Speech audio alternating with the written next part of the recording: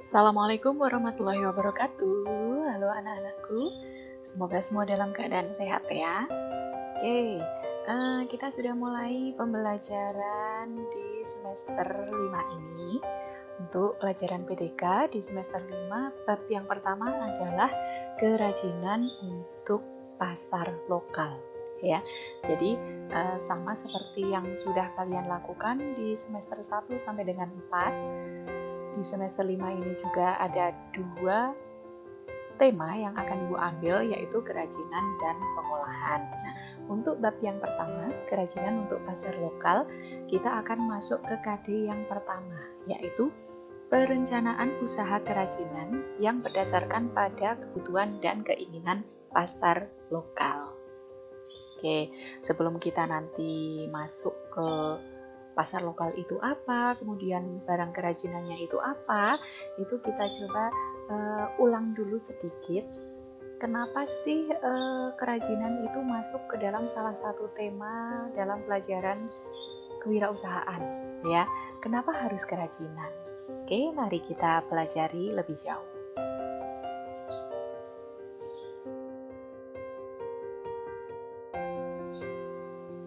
Oke, kita lanjutkan lagi. Jadi, kenapa kerajinan? Ya, apakah kerajinan itu salah satu tema yang mungkin mendatangkan banyak keuntungan, karena kita pembahasannya tentang kewirausahaannya ya. Jadi, kenapa kerajinan?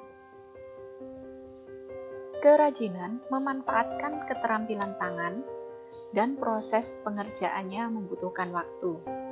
Masih bingung ya? Oke, kita lihat yang kedua. Kerajinan memiliki peluang menjadi produk dengan harga yang tinggi. Oke, sudah bisa dicari titik temunya belum ini? Jadi, kerajinan itu memanfaatkan keterampilan tangan. Proses pengerjaannya membutuhkan waktu. Beda dengan produk-produk yang diproduksi secara manufaktur atau diproduksi di pabrik. Ya, itu tidak menggunakan keterampilan tangan, tapi menggunakan mesin yang proses pengerjaannya itu cepat dan dalam waktu singkat bisa mendapatkan banyak barang yang diproduksi. Beda dengan kerajinan. Ya, karena kerajinan itu dibuat dengan tangan, proses pengerjaannya membutuhkan waktu, maka tidak bisa membuat produksi banyak dalam waktu yang singkat. Nah, karena tidak bisa memproduksi banyak barang dalam waktu yang singkat, maka peluangnya adalah produknya harganya menjadi tinggi. Kenapa bisa seperti itu, Bu? Nah, ini karena ya kita coba ingat-ingat lagi hukum ekonomi dasar. Ya, jadi dalam hukum ekonomi dasar itu terdapat kalimat yang menyatakan bahwa terdapat hubungan antara ketersediaan barang di pasar atau supply dengan permintaan atau demand. Ya, titik temu antara permintaan dan pengadaan atau permintaan dengan ketersediaan barang yang ada di pasar itu adalah harga jual produk. Kalau barang itu jumlahnya banyak, melebihi permintaan dari pembeli, ya, itu harga jualnya akan menjadi turun. Sementara ketika barang yang diproduksi itu sedikit, tapi permintaan pembeli itu tinggi, maka dapat menyebabkan harga barang menjadi tinggi. Nah, jadi ketemu ya kenapa kerajinan yang kita pilih, ya, karena hukum ekonomi dasar itu ketika barang banyak harganya menjadi turun, ketika barang itu terbatas harganya menjadi naik. Sementara kerajinan memanfaatkan keterampilan tangan, proses pengerjaannya membutuhkan waktu, maka kerajinan ini produknya akan menjadi produk yang terbatas, ya. Jumlahnya tidak banyak. Sekali produksi hanya terbatas saja. Maka karena produknya terbatas, peluangnya adalah harga produknya menjadi tinggi, ya. Itu kenapa kita memilih kerajinan atau kenapa kerajinan menjadi salah satu tema yang dipilih dalam mata pelajaran prakarya dan kewirausahaan. Oke. Oke, karena sudah tahu bahwa kerajinan itu memungkinkan kita menjual produk dengan harga yang tinggi, tetapi membuat produk dengan harga yang tinggi itu tidak bisa sembarangan, ya. Bagaimana caranya? Ya kan? Bagaimana cara mencapainya supaya produk kerajinan yang kita buat itu harganya bisa menjadi tinggi? Ya. Yang pertama adalah 1. Melakukan riset pasar terhadap minat dan selera pembeli. Ya. Jadi ketika kalian ingin membuat produk, kalian harus riset dulu. Pasar sasarannya siapa? Ya. Kemudian selera dari pasar sasaran tersebut bagaimana? Supaya produk yang kalian buat itu nanti laku untuk terjual. Kalau misalkan kalian membuat produk tapi tidak melakukan riset pasar terlebih dahulu, maka bisa dimungkinkan produk yang kalian buat itu tidak sesuai dengan selera pasar saat ini. Ya, bisa saja karena sudah ketinggalan zaman dan lain sebagainya. Karena yang namanya selera pasar itu terus berkembang. Mungkin saat ini sedang tren apa, besok sudah beda lagi dan lain sebagainya. Maka perlu dilakukan yang namanya riset pasar terhadap minat dan selera pembeli. Tujuannya supaya produk yang kalian buat itu laku terjual. Gitu ya. Oke. Kemudian yang kedua itu adalah merancang produk kerajinan yang inovatif. Nah, kalau tadi sudah melakukan riset pasar, kalian sudah menemukan produk apa yang mau dibuat, gitu ya. Misalkan saat ini sedang tren furniture. Kalian pasar sasarannya adalah ibu rumah tangga, ya. Mungkin kalian membuat furniture apa yang sekarang sedang diminati oleh ibu rumah tangga. Misalkan tempat untuk meletakkan pot-pot tanaman, ya. Sekarang sedang tren juga ya tanaman. Nah, ini tempat untuk meletakkan pot-pot tanaman. Nah, sudah tahu sekarang yang sedang tren saat ini, maka sekarang kita cari kira-kira rancangan produknya mau seperti apa. Ya, kalian harus merancang produk kerajinan yang inovatif supaya berbeda dengan produk-produk yang sudah ada. Kalau kalian membuat produk yang sama seperti produk yang ada di pasaran, itu nanti persaingannya akan menjadi lebih berat. Maka dari itu kalian harus mencari nilai plus dari produk yang kalian buat, ya, dengan cara merancang produk yang inovatif.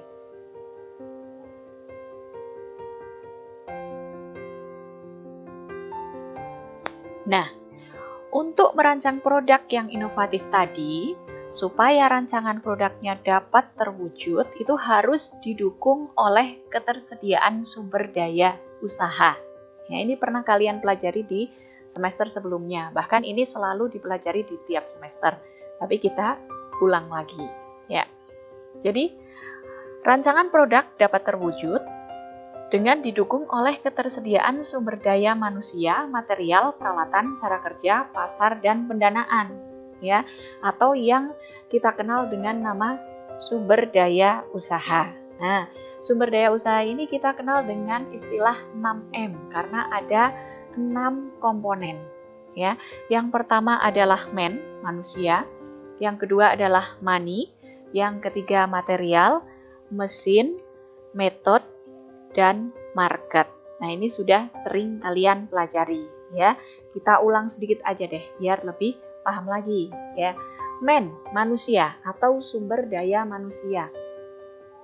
Ini adalah sumber daya yang paling penting.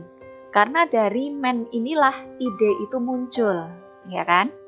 Kalau tidak ada manusia, tidak ada ide yang muncul untuk membuat sebuah kerajinan. Ya, itu dulu istilahnya manpower, ya, sumber daya manusia itu dulu memiliki istilah manpower, tenaga manusia.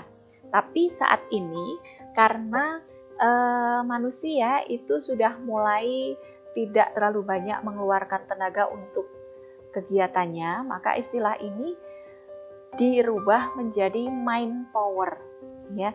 Jadi sumber daya yang menggunakan daya pikir, mind, ya. Ini adalah personel atau orang yang terlibat dalam wirausaha tersebut. Ya, berhasil atau tidaknya sebuah usaha itu tergantung pada yang mengelola usaha tersebut. Berarti tergantung pada sumber daya manusianya, ya kan? Karena dari sumber daya manusia tersebutlah muncul ide-ide inovatif dan kreatif yang dapat bermanfaat, baik untuk perkembangan produk maupun usaha secara umum. Oke, sekarang yang kedua adalah money, uang. Ya, dapat dipahami sebagai dana yang menjadi modal usaha. Ya kan? Perputaran uang melalui pengeluaran dan pemasukan yang terjadi dalam usaha tersebut itu juga masuk dalam kategori money. Ya kan? Sudah ada orangnya yang mau melakukan usaha, sudah ada idenya. Supaya usaha itu bisa dimulai, maka kita harus mencari modalnya dulu. Ya, maka komponen sumber daya usaha yang kedua yang harus dipenuhi adalah money. Oke. Man-nya sudah terpenuhi, money-nya sudah ketemu, ya, sudah ada, maka kita ke sumber daya yang ketiga, yaitu material atau bahan baku. Bahan baku apa yang mau digunakan, ya, sesuai dengan rancangan produk tadi. Kalian sudah merancang mau membuat tempat untuk meletakkan pot-pot tanaman. Oke, sekarang diobservasi dulu, kira-kira tempat untuk pot-pot tanaman saat ini menggunakan bahan baku apa saja gitu ya. Ada yang pakai kayu, ada yang pakai besi dan lain sebagainya. Kira-kira untuk usaha kalian mau pakai bahan apa? Ya, gitu ya. Jadi itu nanti akan disesuaikan dengan ketersediaan material yang ada di lingkungan sekitar kita. Kenapa carinya yang ada di lingkungan sekitar kita? Karena kalau bahan baku tersebut sulit ditemukan di lingkungan sekitar kita, maka biasanya kemudian biaya untuk pengadaan bahan baku itu akan menjadi lebih tinggi. Karena ditambah dengan ongkos untuk pengiriman bahan baku. Gitu. Oke. Sekarang bahan bakunya sudah ada, kita ke mesin atau peralatannya. Ya, kira-kira peralatan apa saja yang dibutuhkan? Kalau misalkan kayu berarti mungkin harus ada gergaji, harus ada amplas, dan lain sebagainya, gitu ya. Kalau misalkan pakai besi berarti harus ada mesin las, mesin potong besi, dan lain sebagainya. Nah, itu juga harus dipikirkan. Oke, selanjutnya yang kelima, sumber daya usaha yang kelima adalah metode, cara kerjanya. Cara kerjanya mau bagaimana? Ya, supaya pembuatan produk menjadi lebih efisien misalkan, ya. Cara kerja yang lain misalkan cara kerja pemasarannya mau bagaimana supaya produknya ini bisa laku. Nah, itu adalah metode, ya, atau lebih mudahnya adalah cara kerja. Nah, kalau dari 1 sampai 5 ini sudah dilaksanakan, berarti produk sudah bisa dihasilkan, maka sumber daya usaha yang terakhir adalah market, pemasaran. Bagaimana cara memasarkan produk tersebut? Ya, untuk memasarkan suatu produk kita harus tahu pasar sasarannya. Pengetahuan tentang pasar sasaran itu menjadi salah satu kunci penting untuk keberhasilan kalian memasarkan produk tersebut. Ya, itu adalah 6 sumber daya usaha yang harus dipenuhi. Oke, kalau ke-6 sumber daya itu tadi sudah dilakukan, ya, dari merancang, kemudian mengidentifikasi 6 sumber daya, kemudian membuat produk sudah jadi, maka diharapkan nanti produk yang kita buat itu akan diterima oleh masyarakat luas dan akhirnya mendatangkan manfaat bagi kita. Ya, dan keinginan yang lebih besar lagi, manfaatnya tidak hanya bagi kita saja, tapi juga bagi orang lain. Misalkan usaha kalian sudah berkembang dengan bagus, ya, permintaan menjadi lebih banyak, maka kalian membutuhkan bantuan, ya sudah tidak bisa dikerjakan sendiri, misalkan membutuhkan bantuan orang lain untuk membantu kalian dalam membuat produk atau mengelola manajemen usaha dan lain sebagainya. Ya, karena sudah seperti itu, maka kalian akan bisa membantu meningkatkan perekonomian masyarakat. Oke, sedikit Ibu akan mengulas tentang perkembangan ekonomi di dunia ya, karena kita hubungannya tetap dengan tingkat ekonomi. Ya, peta perkembangan ekonomi dunia. Jadi, ekonomi dunia sampai saat ini itu sudah berkembang dalam 4 tahapan. Tahapan yang pertama itu adalah ekonomi pertanian. Ya, zaman dulu itu tahapan ekonomi yang pertama adalah pertanian. Ketika pertanian menjadi sumber ekonomi yang utama bagi masyarakat. Ya, setelah ekonomi pertanian, kemudian muncullah berbagai macam mesin, gitu ya, mesin industri dan lain sebagainya. Maka ekonominya berpindah ke revolusi industri. Ya, ini disebut dengan ekonomi industri. Di sini mulai dikenal berbagai macam mesin yang digunakan untuk menggantikan tugas manusia. Ya, mulai muncullah pabrik-pabrik besar yang menggunakan mesin. Setelah itu, era perkembangan ekonomi itu beralih ke ekonomi informasi. Ya, jadi di sini yang berkembang adalah teknologi informasi.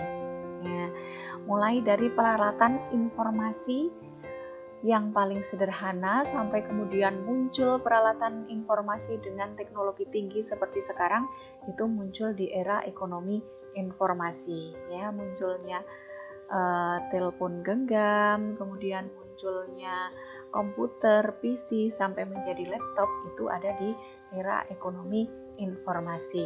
Nah, karena di ekonomi informasi itu perkembangannya sangat pesat, orang mendapatkan informasi bisa dengan mudah, ya. Sekarang perubahan atau perkembangan ekonomi dunia itu masuk ke dalam era ekonomi kreatif. Nah, sekarang kita ada di masa ekonomi kreatif. Banyak sekali bidang-bidang yang masuk ke dalam ekonomi kreatif, ya. Di industri ekonomi kreatif itu ada arsitektur, ada film, video, fotografi, musik, riset, layanan komputer, seni pertunjukan, permainan interaktif, penerbitan, periklanan, desain, fashion, dan kerajinan. Ya, jadi salah satunya adalah kerajinan. Dan jangan salah. Jadi ternyata subsektor kerajinan merupakan salah satu yang memberikan kontribusi terbesar baik terhadap pendapatan negara maupun penyerapan tenaga kerja. Ya. Dan bersumber dari Kementerian Perdagangan Republik Indonesia tahun 2014 dituliskan bahwa subsektor kerajinan berkontribusi sebesar 92,6 triliun pada pendapatan domestik bruto Indonesia dan membuka 1 juta lapangan usaha.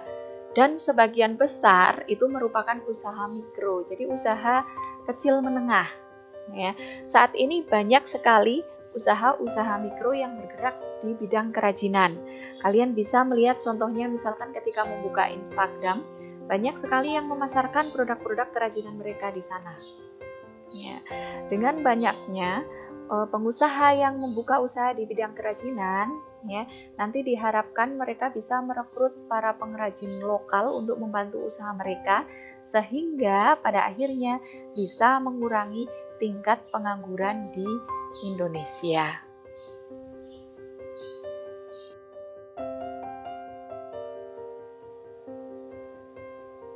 Baik, demikian tadi pendahuluan kita tentang materi kerajinan yang ada di semester 5 ini. Minggu depan kita akan masuk ke dalam materi tentang perancangan. Nah, karena tugas-tugasnya nanti akan dikerjakan secara individu, maka hari ini supaya tugas minggu depan akan lebih mudah, Ibu ingin memberikan tugas kepada kalian. Ya, tugas yang pertama adalah mengidentifikasi kemampuan diri. Mengenali diri Anda. Apa yang menjadi keunggulan Anda? Apakah mendesain produk kreatif, menghitung keuangan, menggambar iklan, terampil dalam pembuatan produk, dan lain sebagainya. Tiap anak bisa memiliki lebih dari satu keahlian. Ya, tuliskan keahlian kamu itu pada buku tulis PDK. Boleh dilengkapi gambar agar lebih informatif dan menarik. Ya, kemudian nanti hasil yang sudah dituliskan di buku PDK itu nanti kalian foto, kemudian dikumpulkan pada halaman tugas yang telah ditentukan. Nanti tinggal di-upload. Begitu ya.